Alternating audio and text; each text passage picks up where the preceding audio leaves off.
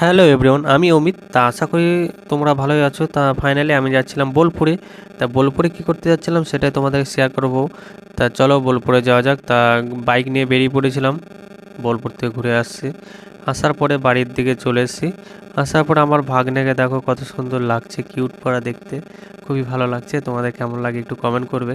তা 2026 সালের আমি নতুন বছরে মানে নতুন জিনিস খাচ্ছি, লিচু আর আম নিয়ে এসেছিলাম, পাকা আম। তোমরা কে কে খেয়েছো একটু বলবে, অনেকে খেয়ে নিয়েছো।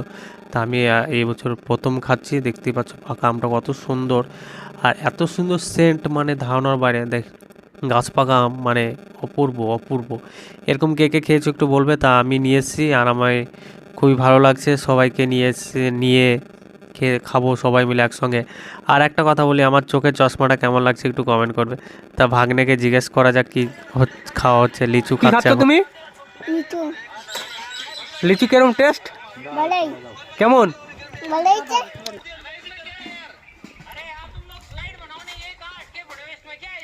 সেই স্বাদ না? আহ ভাগিনে কি খাচ্ছে তোমাদের শেয়ার করব। তা ভাগিনের কাছে রিভিউটা নেবো যে কেমন খেতে। ঠিক আছে, এই যে হচ্ছে আমার মামা। কেমন খেতে আম? ভালোই মিষ্টি? কত মিষ্টি? ভালোই সেই স্বাদ না? এত স্বাদ কে? একটু চাপ কেন ও ঠিক আছে, তা লাইক করে দিতে বলো। লাইক ঠিক আছে গাইস, লাইক করে দিও।